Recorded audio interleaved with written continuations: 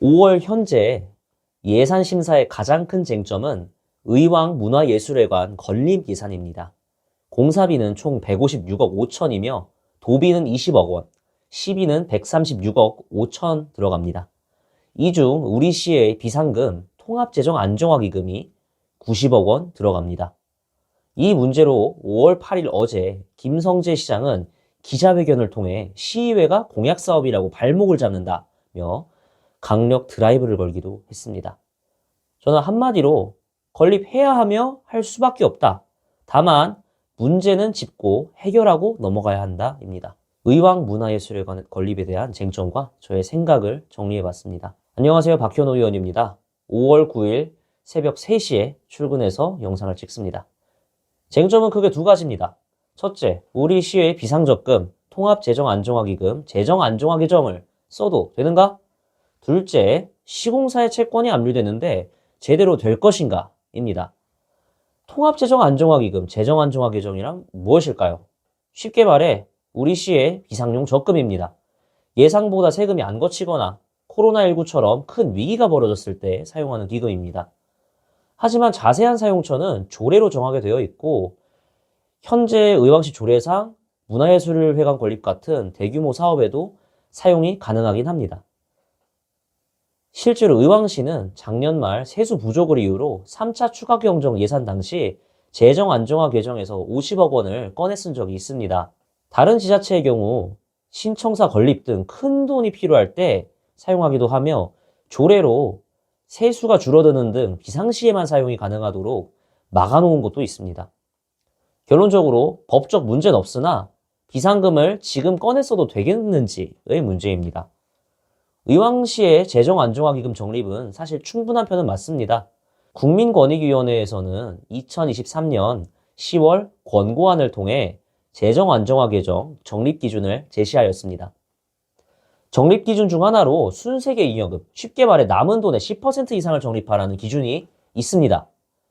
만약 의왕시가 매년 남은 돈의 10%씩, 순세계 잉여금의 10%씩 적립해왔다면 작년 말까지 얼마가 남아있어야 할까요? 427억 정도입니다. 그런데 실제로는 627억이 남아있습니다. 권고보다 200억 원 정도는 더 적립한 것입니다. 매년 적립률은 들쭉날쭉합니다만 2021년 순세계 잉여금의 45%나 적립한 적이 있습니다. 비상금엔 여유가 있습니다. 하지만 당장 작년에도 비상금 50억 원을 필요해서 꺼내 쓴 적이 있습니다. 비상금은 비상금입니다. 꺼냈을 때는 매우 신중해야 합니다. 두 번째, 시공사의 채권 압류입니다. 지난 화요일 밤 한채원 의원님께 처음 들은 얘기입니다. 깜짝 놀랐습니다. 알고 보니 시에서는 알고 있었지만 의회에 알려주지는 않은 것이었습니다. 의왕시가 시공사의 지급 예정인 공사대금 법원에 압류되었습니다. 채권자들은 시공사를 상대로 약 12억 4천만 원의 청구 채권으로 의왕시가 지급 예정인 공사대금을 압류 신청했습니다. 의왕시는 1차 계약이 준공되면 공사대금을 법원에 공탁할 예정이고 2차 계약이 가능한지 시공사와 면담하고 채무 처리 계획을 청취하였다고 합니다. 시공사의 선정, 계약 업무를 조달청에 맡겼기 때문에 정말 깔끔하게 진행했을 것이라고 생각합니다. 하지만 계약 이후 예기치 못한 사고가 난 것입니다. 아쉽게도 현재 지방계약법상 시공사가 파산을 하거나 영업정지를 당하는 정도의 경우가 아니면 계약을 해지할 수도 없습니다. 정말 안타까운 일입니다.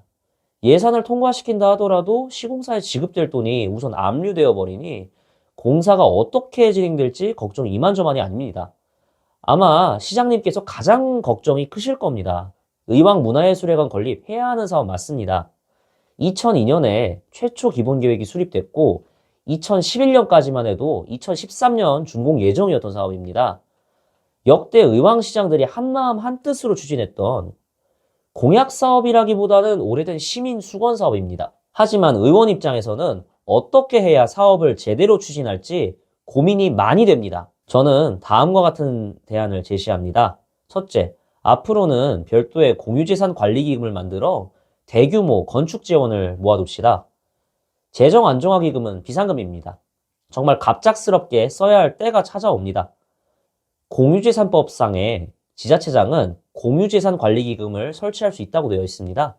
쉽게 말해서 지자체가 필요한 땅을 사고 건물을 짓는 등에 쓰는 기금입니다.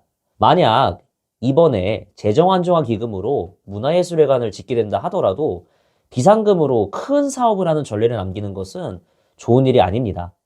의왕시에 앞으로 공공건축을 해야 될 일은 계속될 것입니다.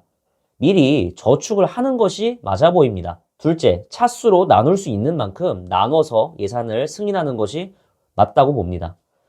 시공사에 대한 채권 압류로 제대로 공사가 진행될 수 있을지 모두 걱정하고 있습니다. 한 번에 모든 예산을 승인하지 말고 2차 추경, 3차 추경 때까지 나눌 수 있을 만큼 나눠서 예산을 승인하는 것이 어떤가 합니다.